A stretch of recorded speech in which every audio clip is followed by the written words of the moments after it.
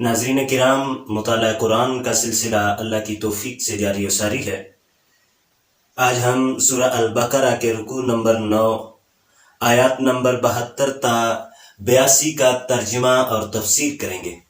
ان آیات میں اللہ جل شانہ نے مردے کو زندہ کر کے حیات بعد الموت کا عملی نمونہ پیش کیا، بنی اسرائیل کی کساوت قلبی کا بیان فرمایا، اور اہل ایمان کو ایمان لانے کے حوالے سے بنی اسرائیل کے رویے سے آگاہ کیا کہ یہ قوم اس حد تک شریر اور غلیظ ہے کہ دنیاوی فائدے کے لیے کلام الہی کو تبدیل کرنے میں بھی جھجک محسوس نہیں کرتے۔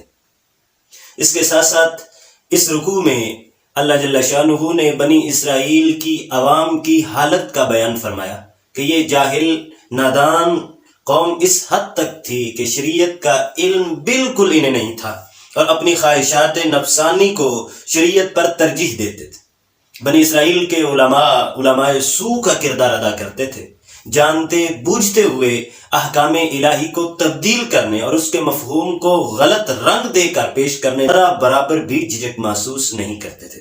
اور اس رکوع کے آخر میں بنی اسرائیل کے اس خوش کن عقیدے کا رد بلیغ فرمایا جو ان کے ذہن میں یہ تھا کہ جنت میں صرف اور صرف ہم جائیں گے، دوزخ کے قریب ہم نہیں جائیں گے۔ تو اللہ جل شانہ نے فرمایا جو ایمان لائے گا، اعمال صالحہ کرے گا، جنت میں صرف اور صرف وہی جائے گا۔ ذرا آپ یہودیوں سے پوچھئے کہ اللہ نے ان سے وعدہ کر رکھا ہے جنت میں لے جانے کا؟ تو آئیے پڑھتے ہیں، بسم اللہ الرحمن الرحیم۔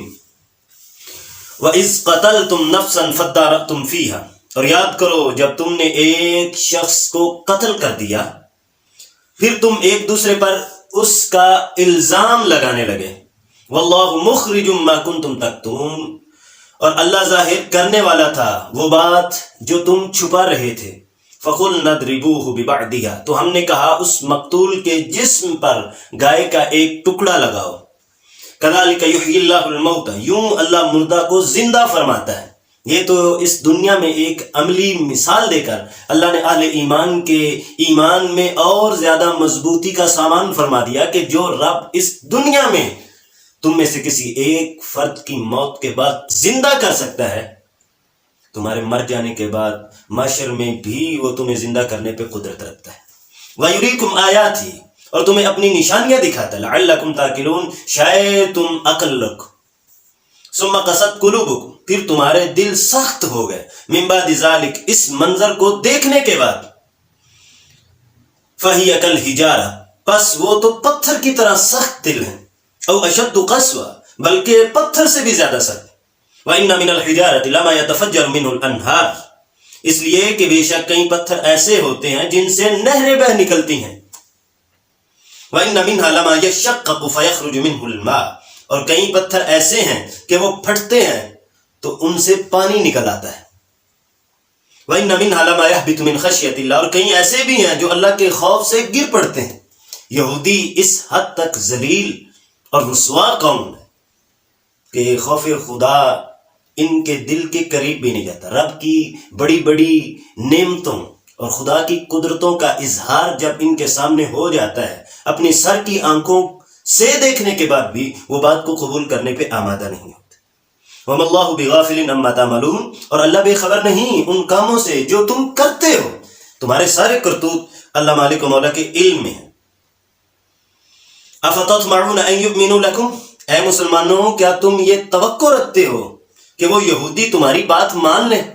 ان کے پاس جا کر جب تم اسلام کی تبلیغ کرتے ہو، کیا تم یہ توقع لے کر جاتے کہ یہودی تمہاری بات مان لیں گے؟ وَقَدْ كَانَ فَرِيقٌ مِّنْهُمْ يَسْمَعُونَ كَلَامَ اللَّهِ، حالانکہ یقیناً ان میں سے ایک گروہ ایسے لوگوں کا تھا جو اللہ کے کلام کو سنتے تھے، ثُمَّ يُحَرِّفُونَهُ مِن بَعْدِ مَا عَقَلُوهُ وَهُمْ يَعْلَمُونَ، پھر اس کو سمجھنے کے بعد جانتے بوجھتے ہوئے اسے بدل دیتے تھے۔ وَإِذَا لَقُوا الَّذِينَ آمَنُوا، اور جب وہ ایمان والوں سے ملتے ہیں، قَالُوا آمَنَّا، کہتے ہیں ہم تو ایمان لے آئے۔ جیسے ایمان کا تم ہم سے تقاضا کرتے ہو، تمہارے ایمان کی مثل ہی ہم نے بھی ایمان قبول کر لیا۔ وَإِذَا خَلَا بَعْضُهُمْ إِلَىٰ بَعْضٍ، اور جب تنہائی میں ایک دوسرے سے ملتے ہیں، چیمگوئیاں کرتے ہیں، مسلمانوں کے خلاف پروپیگنڈے کرتے ہیں، قَالُوا أَتُحَدِّثُونَهُمْ، تو کہتے ہیں کیا تم ان مسلمانوں کو حقائق بتاتے ہو بما فتح اللہ علیکم، جو تمہاری کتاب میں اللہ نے تم پر واضح کیے ہیں، لیحاجوکم بہ عند ربکم، تاکہ وہ ان حقائق کو تمہارے رب کے سامنے تمہارے خلاف دلیل بنائیں۔ افلا تاکلون، تو کیا تم اتنی بھی عقل نہیں رکھتے؟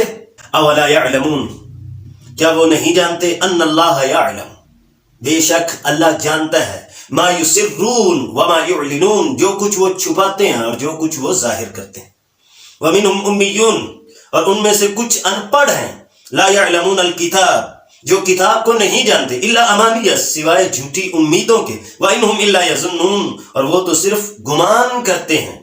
فویل للذین، تو ان کے لیے ہلاکت ہے، یکتبون الکتاب بایدیہم، جو اپنے ہاتھوں سے کتاب کو لکھتے ہیں، ثم یقولون ھذا من عند اللہ، پھر کہتے ہیں یہ اللہ کی طرف سے ہے، لیشتروا بہ ثمنا قلیلا، تاکہ اس کے بدلے حقیر سا معاوضہ حاصل کریں۔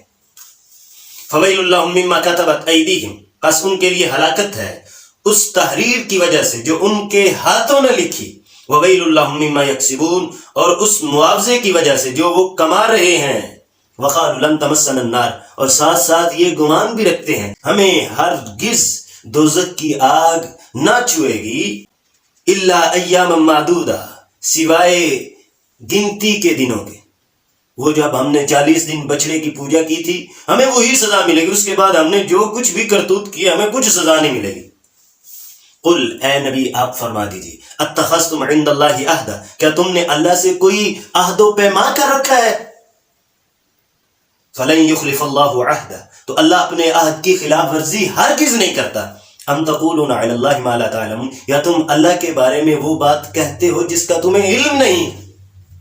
بلا من کسب سیئہ، کیوں نہیں جس نے بڑی برائی کمائی، وَأَحَاطَتْ بِهِ خَطِیئَتُهُ، اور اسے اس کی بدی نے گھیر لیا، فَأُولَئِكَ أَصْحَابُ النَّارِ، تو وہ آگ والے ہیں، ہم فیہا خالدون، اس میں ہمیشہ ہمیشہ کے لیے رہیں گے۔ وَالَّذِينَ آمَنُوا، وہ لوگ جو ایمان لائے، وَعَمِلُوا الصَّالِحَاتِ، ایمان کے ساتھ ساتھ اعمال صالحہ کیے، اولئک اصحاب الجنہ، وہ جنت کی مہمانی کے حقدار ہیں، ہم فیہا خالدون، وہ اس جنت میں ہمیشہ ہمیشہ کے لیے رہیں گے۔ آج کے پرفتن دور میں بہت سے نام نہاد مسلمانوں کا بھی عقیدہ ان یہودیوں کی مثل ہے کہ جہنم میں میں تو کیا میرا سایہ نہ جائے گا، کردار جیسا بھی ہے، معاملات میں، معاشرے میں، معاشرت میں، کاروبار میں، حتیٰ کہ سود کھانے اور ڈکار جانے کے بعد بھی اتنی دیدہ اور دلیری سے یہ کہتے ہیں۔ ایسے مسلمانوں کو قرآن کی ان آیات سے عبرت حاصل کرنی چاہیے۔ مالک و مولا ہم سب کو قرآن کا فہم عطا فرمائے۔